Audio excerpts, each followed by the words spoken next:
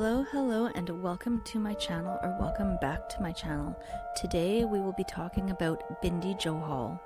I do apologize if I pronounce anything wrong. Born in Punjab, India, to a Sikh family, Johal immigrated to Vancouver, British Columbia with his parents at the age of 4. He was increasingly temperamental, resented discipline, and had a lack of respect and remorse for others. Although he did well in school and was even on the honor roll, he was expelled from Sir Charles Tupper Secondary School and sentenced to 60 days in jail after he brutally assaulted his vice principal in 1989. Having moved to Richmond, British Columbia, Johal enrolled in McNair Secondary School. Johal smashed in the window of a car using a baseball bat and was convicted of possession of a dangerous weapon. Johal enrolled in college but dropped out after his first semester and thus began his criminal career. He built a reputation as a hitman working for Jimmy and Ron DeSange, both of whom he would later betray and allegedly kill. He was charged with aggravated assault for beating 2 men in a bar with a broken beer bottle in 1997. When imprisoned, Johal was labeled a menace to society. Bindy reportedly had antisocial personality disorder, which may account to why he was so quick to kill those close to him. He didn't keep close friends and was extremely callous to his associates. He reportedly tortured some of his victims, some of whom were from his own crew. According to Constable Spencer, all he was concerned about was himself. He was very narcissistic in nature and had a general hatred of people. Bindy actually met Bell Butter, one of his close associates, in prison when he was in his 20s. They never knew each other growing up, and from Bell's statements, Bindy made it very clear that they were not friends but business partners, as he did with everyone else in the group. He attended school with Harjit Sajjan, who later became the Canadian Minister of Defence. The Punjab Mafia is a criminal organization originating in British Columbia with gang members. The gang, initially being liberal in its membership, became more ethnocentric over time with the exception of small groups.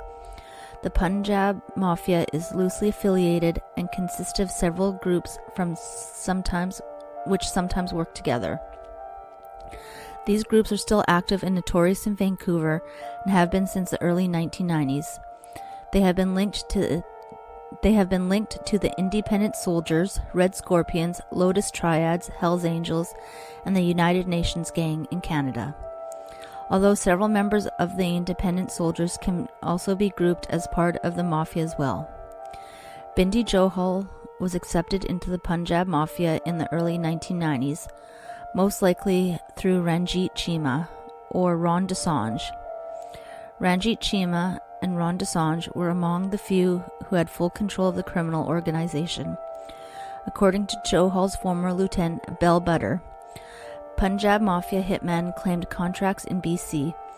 They are responsible for dozens of murders in Canada in the 90s alone, and majority of those murders still remain unsolved. Butter admitted to performing several executions alongside Bindy,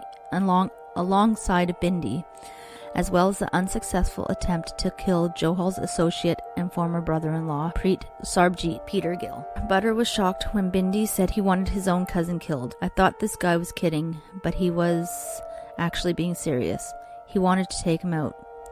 Butter was suspected of being behind the hit on Robbie Condola outside the Cole Harbour penthouse. He believed Condola was the one responsible for his younger brother's death. He is also suspected to be the one behind Bindy's death. It is still up for debate whether he was killed because Bell feared Bindy would kill him or because Ranj and other major players turned on him. Johal was earning approximately $500,000 to $900,000 a week in his prime through various illegal activities, including murder for hire, debt collecting, and drug dealing. He was also affiliated to the Butter Brothers, who were well known across the Lower Mainland for their brutal gangland slayings.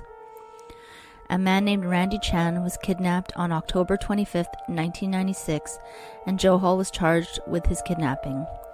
Reportedly, Chan had been kidnapped by Roman Man, one of Johal's associates. Due to Chan and his triad associates continuing to pay tax to the rival Chima Condola group and buy bulk drugs from the group as opposed to the faction of Bindy Johal. Chan was allegedly held captive for 50 to 56 hours, part of which was spent in an automobile trunk. Johal negotiated Chan's release with his brother, alleged to be in exchange for $500,000 paid by the Lotus Triads to the Punjab mafia faction of Johal. Chan's brother was Raymond Chan, a gang member of the Chinese criminal organization called the Lotus. Johal was suspected in the murders of gangsters Ron Desage and Jimmy Desage, who were brothers. Jimmy Desage was killed in February 1994, and Ron was killed in April 1994. Johal believed that Jimmy Desage had taken out a contract to kill him over $230,000, according to Crown prosecutors. As a result, after allegedly killing Jimmy Desage, Johal went on TV and stated, "This Jimmy Desage, they portrayed him as a hitman, is that.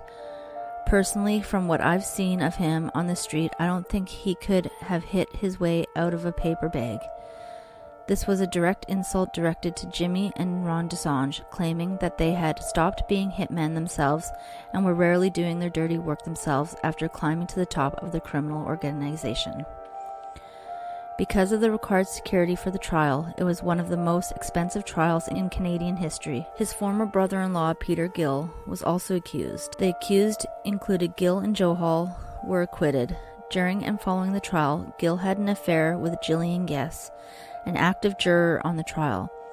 Guess was sentenced to 18 months after being convicted of obstruction of justice.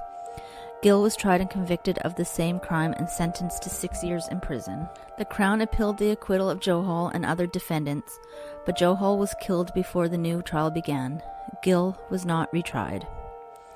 On December 20th, 1998, Johal was dancing at the Palladium nightclub in Vancouver when he was shot from behind at 4:30 a.m. No witnesses were able to describe the assailant. Johal was rushed to a nearby hospital and died just 4 hours later. 4 months before Johal's death, at least 3 of Johal's associates had also been killed, with each killing alleged to be connected to Bindy.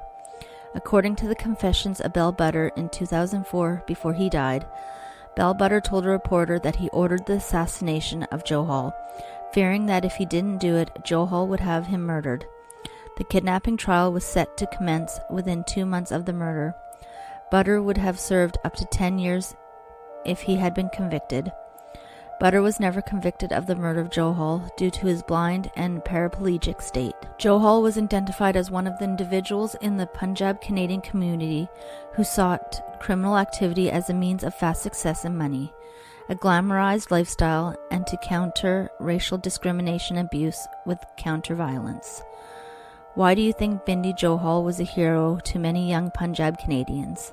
His legend had spread wide in the past few years among Indians, not only here but also in Toronto and Montreal, New York, and San Francisco. He stood up to his school principals, he beat up those who called him racial names, and he was making a lot of money. Cash Heed, commanding officer of the 3rd Police District in Vancouver, stated that it was really disappointing that someone as bright and intelligent as Johal would turn to a life of crime. He added that young people who want to emulate gangsters like Bindy see the benefits of being a criminal, but do not see the danger of putting their lives at risk. Thank you for listening. If you like this type of content, please consider subscribing and liking my channel, and I will see you on the next one.